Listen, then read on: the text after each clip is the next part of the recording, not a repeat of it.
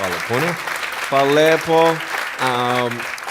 Guys, my name is Nick Vujic. I was born in Australia in 1982, moved from Australia to California in the year 2006. And my life story, I'm just thankful that people have seen my life on some sort of level, whether it's just YouTube videos or seeing pictures of a limbless guy smile. People always ask me, what happened to you and how did you overcome what you've been through? The title of the message that I've been given is Transforming the Walls into Doors. When I speak corporately, the line that I like to use is changing obstacles into opportunities. Now, I'm very well aware to share with you as well, I know that there are 1 billion people going hungry today. I know that this year 1 million people will commit suicide. It's 1 every 40 seconds.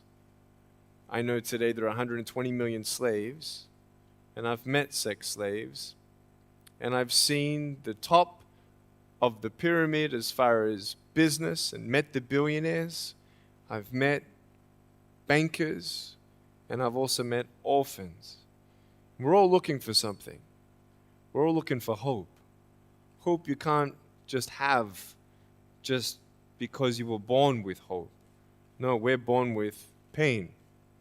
We're born and live through difficulties. And in our life, my parents always taught me that even though we don't know why I was born this way, that we have a choice. Either to be angry for what we don't have or be thankful for what we do have. The power of that choice was the first thing that I had to overcome and decide for myself, especially in the early years of school. A lot of kids would come up to me and tease me. And I've been speaking at 5 congresses. I've met 7 presidents all around the world. My largest crowd was 110,000. I have 30,000 invitations for me to speak. So wherever I go, I talk about the value of life. I talk about anti-bullying messages for the school systems in different nations. The greatest thing is love. When we feel like we don't have enough love and we don't have enough hope, we start losing strength to live. For me, in my life as a child, I had a big wall. I was surrounded by 4 walls and a low ceiling of opportunity. I was set free in so many different ways, and especially surviving from day to day with my parents who loved me, who encouraged me, who told me that I was beautiful the way that I was, and not to worry about what other people said about me. I was actually the first special needs child to be integrated into the mainstream education system in Australia, and I was awarded Young Citizen of the Year in 1990. And the world is a hurting place, and the world needs hope, and the world needs love. Without hope, we feel like, why are we here? Well, brokenness. Here's mine. Today, I still have no arms, no legs. But everything's changed. Everything. For me, I was looking for hope and happiness, and I couldn't see it for many years. In fact, if this side of the table represents my hope, truth encourages me to become all that I can be. But then we have lies every day coming in our mind, people who discourage us. You know the people that you have in your life who, no matter how good of a day you're having, they'll bring you down. Or no matter how bad of a day you're having, they'll bring you even lower. You know what I'm talking about? Think of the 3 biggest discouragers in your life. They're not your biggest discouragers. You are. You are. It only takes 3 seconds for me to tell you something discouraging. But then you may never forget my words. I've met so many 50-year-old women and 40-year-old women who still remember what their fathers told them that they wish they never heard. Words are powerful. When you hear those words and then your mind starts growing with these lies. Nick, you're not good enough. Nick, just give up. Nick, you're never going to get a job. You won't get married. You can't even hold your wife's hand. What kind of a father are you going to be if you can't even pick up your kids when they're crying? You're alone. Sure, your parents hug you, but their hugs can't heal you. Just give up. Just give up. Just give up. Just give up. Just give up. At age 8, I thought that I should commit suicide. Why? Because I didn't have hope. I thought I didn't have hope. Today you can see that I had hope. What's the word? Believing in something you do not see. Faith. Words can only do so much. Hugs can do much more than words. But when hugs can't do anything, that's where faith kicks in. For me, words and hugs were not enough, but I had no faith. So I tried to give up. At age 10, tried to drown myself in 6 inches or 15 centimeters of water. In my home, I told my dad I just wanted to relax. But really, I wanted to end my life. I had enough. Dosta mi a bio. Okay? The first 2 times I rolled over, I was trying to work out how much air I hold in my lungs before I let it out. And the 3rd time, in my mind, knowing that I wanted to get out of here because of the bullying in my life, because I was going to be a burden to my parents and I had nothing to look forward to, I realized at that moment that if I actually went through with committing suicide, I would leave a greater burden for my parents than they already had. So there was one thing less hopeful or more burdensome than having a child without limbs. What is it? A child without limbs who gives up. So when I saw in my mind my mom and my dad and my brother crying at my grave if I went through with it, that one thought saved me. If my parents never told me that I was beautiful the way that I was, if my parents never told me that I was special and that I was loved, I wouldn't be here today.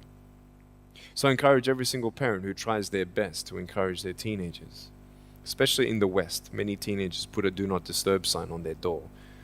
I'm sure, the conversations all around the world between a parent and a teenager. How was school? Fine. What'd you learn? Nothing. Did you do your homework? No. And that's the conversation for the day. And when you try to tell your children that they're beautiful, so of course I'm beautiful. I'm your son. I'm your daughter. Of course you're going to say that. But they're right. Every single human being has value, and my value is not determined on how I look or what job I have or where I'm from, where I was born, how much money. All that stuff is nothing. So many teenagers, tease each other for how we look, and I tell the teenagers, do you think that I'm cool enough to be your friend? They're like, yeah, of course. I said, but I have no arms, no legs. And they said, doesn't matter. I said, really? So it doesn't matter that I have no arms, no legs? I said, no, it doesn't matter.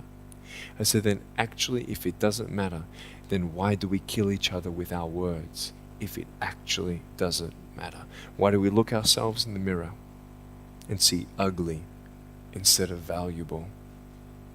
I want to ask you today, what are you looking for? If I gave you $1 billion, would you be happy? If you gave me $1 billion, I'd be very happy. But then if my mum dies tonight, am I happy? No. With all the money in the world, I'll never be happy. Why? Because money is something that cannot heal the soul.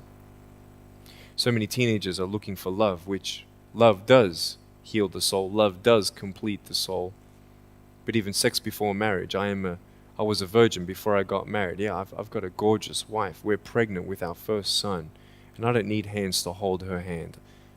I only want to hold her heart. And how am I going to hug my kids? So many kids, they come up to me. It's amazing. They put their hands behind their back and hug me with their neck. And I've realized in life, even the worst parts of my life can be turned into good. And they're even more special. So many teenagers, they're looking for love. So they're going to go do this and go do that and have sex before marriage. For me, sex out of marriage is like a $5 Gucci watch. Sex within marriage and having sex with someone who loves you, who's committed to you for the rest of your life, going to be the mother or father of your kids. That's what love is. You can talk, you can sleep with as many people as you like, but never know for sure, do they love me? Love is a lifelong commitment. You see, there are choices in life, and we're looking. I want to ask you, what are you looking for? Well, if I can just get drunk, why not, man? I only live once. Well, if that's the way you believe, great. But for me, I'm a greedy man. I don't want to live for 90 years. I want to live for billions of years.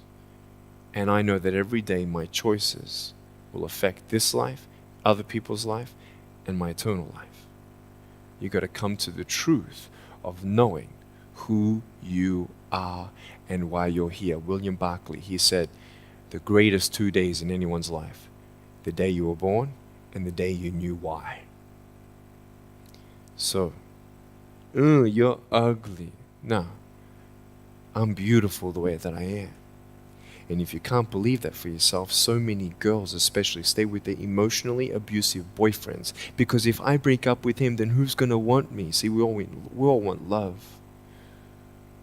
That's why we do what we do sometimes. To get into the crowd, I'm going to swear, I'm going to be cool. That's what this world is. I want to look like her. If I was taller, shorter, smarter, more popular, whatever you want. It's not enough until you find the truth. I'm wonderfully and fearfully made. There's a greater purpose for my life. I am here for a reason. Sure, I didn't get a miracle. Yeah, I believe in a God who can do miracles, and I have a pair of shoes in my closet. Why?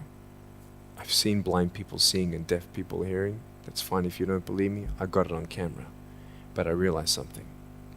If God doesn't change my circumstance, He's going to use my life to be a miracle for someone else. When you don't get a miracle, you can still be a miracle for someone else. I'm going to close off with this beautiful story. I was in Southern California. I have two organizations. I have a non-profit organization and I have a for-profit. I probably spoke between years 2007 and 2010, 1,000 times, 600 flights. And I've spoken to 4.5 million people face to face. In the last 48 hours here in Serbia, we've reached 5 million through media. So, we have the heart of people to love others. We want people to love each other, love yourself, dream big, and never give up. We're all looking for hope, aren't we? What are you looking for? Money, drugs, sex, alcohol, pornography, fame, fortune never satisfies. It's never enough. But I've come to a peace. So check this out.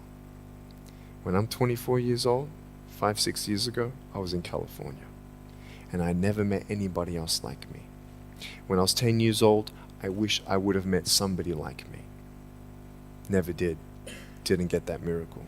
But at 24, in California, I saw a little boy with no arms and no legs, 19 months old, just like me. I knew he was going to be bullied. I knew he was going to go through depression. I knew he would feel alone. I knew that he would get worried if he's ever going to have a girlfriend, and so on and so on. I got the father to bring him up on stage in front of 2,000 people. And everyone was crying.